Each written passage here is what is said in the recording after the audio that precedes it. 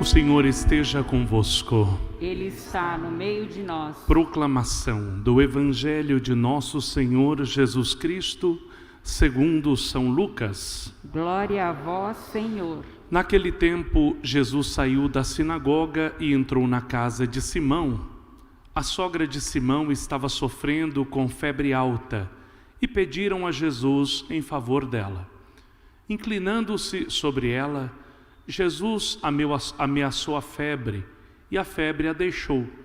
Imediatamente ela se levantou e começou a servi-los. Jesus colocava as mãos em cada um deles e os curava. De muitas pessoas também saíam demônios gritando: Tu és o Filho de Deus. Jesus os ameaçava e não os deixava falar, porque sabiam que ele era o Messias. Ao raiar do dia, Jesus saiu e foi para um lugar deserto.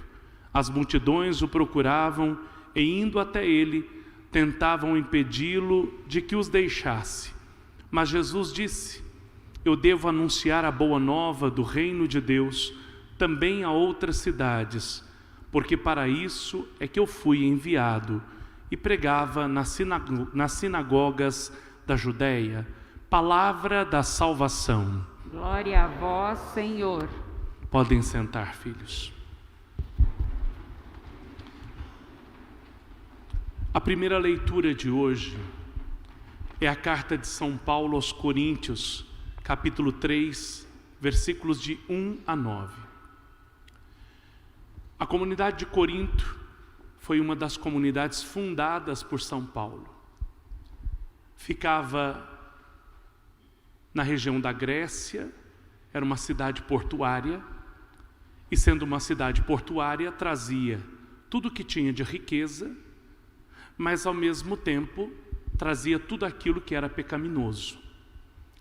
A comunidade de Corinto era uma comunidade muito forte, abastada financeiramente e uma comunidade que cresceu muito. É interessante. São Paulo vai dizer na carta aos Romanos que onde abundou o pecado, superabundou a graça. Onde existiu muito pecado, quando a pessoa se converte, a graça de Deus é maior ainda. Isso é perceptível. Em todas as conversões que eu encontrei, aonde existiu muito pecado, é impressionante como a graça de Deus vem com tanta intensidade, que faz com que aquela pessoa se levante com uma densa santidade. Isso acontece na nossa vida. Todos nós um dia fomos pecadores, somos pecadores. E nós sempre confiamos que aonde existiu pecado, quando nós pedimos perdão para Deus, a graça vem e frutifica. Muito bem. Agora, essa comunidade de Corinto, embora foi uma comunidade que cresceu muito, era uma comunidade que tinha dificuldade de parar de ter a sua confiança nas coisas dessa terra. E São Paulo então chama a atenção deles, diz assim: olha, eu gostaria de ter dado um alimento sólido para vocês. Percebam, uma criança quando é pequenininha, ela precisa tomar o quê? Leite. Quando ela vai crescendo, o pai vai fazendo alimento sólido até que ela seja capaz de se alimentar sozinha dos alimentos sólidos que todos nós comemos. Mas para passar a isso é preciso um processo. A comunidade de Corinto ainda era uma criança. Por mais que tenha sido fundada por São Paulo, ainda não estava preparada, não eram convertidos ao ponto de tirar o coração das coisas materiais. São Paulo fazia uma separação. Quem nasceu de Cristo, nova criatura é. Passou o que era velho, eis que tudo se fez novo. Quem nasceu de Cristo deixou de ser um homem carnal para ser um homem espiritual. O que é um homem carnal e um homem espiritual? Gente, isso é tão profundo. O que é? Que tipo de cristão nós somos? Carnais ou espirituais? Às vezes, quando eu falo carnal, a pessoa pensa logo nos pecados contra a castidade. Não é isso. Carnal é aquele que ainda está nessa terra, preso às coisas dessa terra, que não conseguiu entender que todos nós aqui vamos passar. Todos nós vamos morrer aqui nessa terra para ter a vida verdadeira. Essa vida aqui, filhos, ela vai passar para todos nós. Vocês sabem que esses dias eu me questionava, meu Deus, uma pessoa que não acredita em Ti, o que é que passa na cabeça dessa pessoa? Como é que essa pessoa tem esperança? Como é que essa pessoa enfrenta problemas? Porque tudo acaba ali, tudo acaba ali. Eu passei por uma enfermidade, eu estou ficando velho, vai tudo se acabar? Não, nós fomos criados para a eternidade.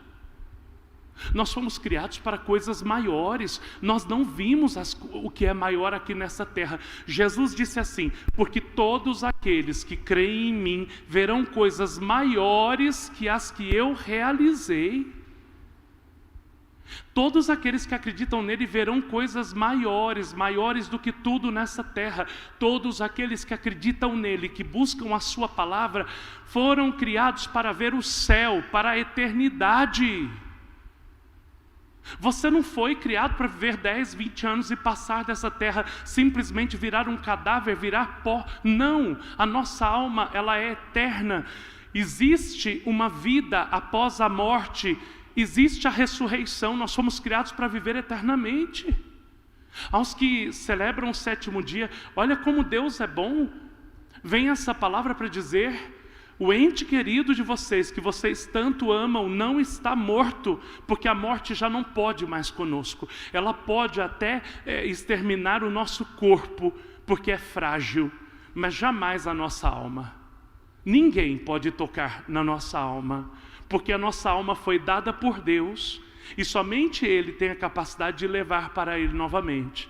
E quando leva para Ele, nos leva para a cidade prometida, a Jerusalém celeste, onde não tem lágrimas, onde não tem dor, onde, sabe, a angústia já não existe, a doença não existe mais, mas onde nós viveremos para sempre. Meus filhos, eu sei que falando assim, parece que o padre está falando de uma coisa, sei lá, que é criada da mente humana. Não é. Eu quero contar para vocês alguns casos de pessoas que eu conheci, que estavam já para falecer, e que sabiam a hora que iriam falecer, que falaram, olha, eu estou indo. Hoje uma amiga minha me ligou. Eu fui fundador de um grupo de oração muito grande no interior de São Paulo, e até coloquei na intenção de hoje a alma da Lucimara. Lucimara era uma jovem, se casou. Eu, por ser líder, eles começavam a me chamar de pai já de muito tempo atrás. Ela teve um câncer, e ela deu à luz ao bebê, e acabou vindo a falecer. E ela sabia que ela ia falecer. E ela disse para essa minha amiga, que hoje me ligou, disse, você sabe que eu estou indo. Ajude minha mãe, e se a minha filha precisar, por favor, cuide dela. E a moça que me ligou, a Lilian, dizia, padre, todas as vezes que nós íamos conversar, no final da conversa, ela se lembrava das orientações que o Senhor tinha dado ao longo da nossa vida. Vejam, a Lucimara tinha consciência de que ela estava chegando o momento dela subir para o céu. Ela não tinha medo da morte, porque ela sabia para onde ela estava indo. Minha madrinha de oração tem uma coisa extraordinária. Ela chegou para a Madre Superiora e disse, Madre, eu estou vendo São José e a Virgem Maria. Já chegou a minha hora. Era 3 horas da tarde, 3 horas da manhã. Ela foi se encontrar com São José e com a Virgem Maria. A gente precisa parar de ter medo, sabe? Ter medo da morte, porque uma hora nós vamos passar por isso. A morte do corpo, a alma não morre. Precisamos ter esperança, sabe? Filhos, tenham esperança. Então, o que é um ser espiritual? É aquela pessoa que entende que eu preciso passar nessa terra com aquilo que a terra tem. Nós precisamos das coisas materiais, mas que não vivem para as coisas materiais, porque o melhor está por vir, ainda não veio. Quando a gente vive para as coisas materiais, a gente começa a encrencar com algumas coisas, né? Eu sou desse aqui, eu sou daquele ali, eu sou daquele lá, né? Era o problema da comunidade de Corinto, né? Eu sou de Paulo, eu sou de Pedro, eu sou de Apolo. E aí São Paulo diz, não, todos nós somos de Cristo. Somos de Cristo. Então assim, não coloquem o coração de vocês nas dificuldades dessa terra. As dificuldades daqui vão passar. Posso falar uma coisa? Quem tem Jesus, tem tudo. Nosso Senhor não abandona a gente, não. Pode ser que Ele permita para você passar uma prova. Pode ser que Ele permita você passar por algum tempo. Agora eu quero te dizer, aguenta firme. Lógico, tem hora que a gente não vai saber passar muito bem, porque nós somos crianças, ainda estamos no leitinho. Mas à medida que nossa fé vai crescendo, nós vamos tendo alimento espiritual mais forte, até a gente chegar a esse momento de união com Deus, onde nós desejaremos estar na presença dEle. Deus te dê essa graça, que você tenha desejo de Deus.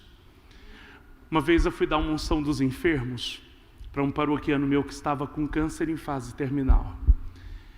Eu chorei tanto naquele dia, mas tanto. Não foi de tristeza. É que Deus me fez ver uma cena que eu não estava preparado. Eu queria muito bem a esse senhor. Tinha 2 filhos, uma esposa maravilhosa. E ele me disse assim, padre, eu não quero mais ficar aqui. E ele me disse assim, eu tenho saudade de Deus. E quando ele falou, eu tenho saudade de Deus, o meu coração, eu fiquei desse tamanho, de verdade. Que alma era aquela? Que desejo era aquele? Que ainda eu como padre não conseguia ter. Esse eu não tenho dúvida. Subiu para a presença do Todo-Poderoso. Contempla a alegria que nós ainda não contemplamos. Quando a gente é carnal, a gente se encanta com as alegrias deste mundo que passam tão rápido. É ou não é, meus filhos? Passam tão rápido.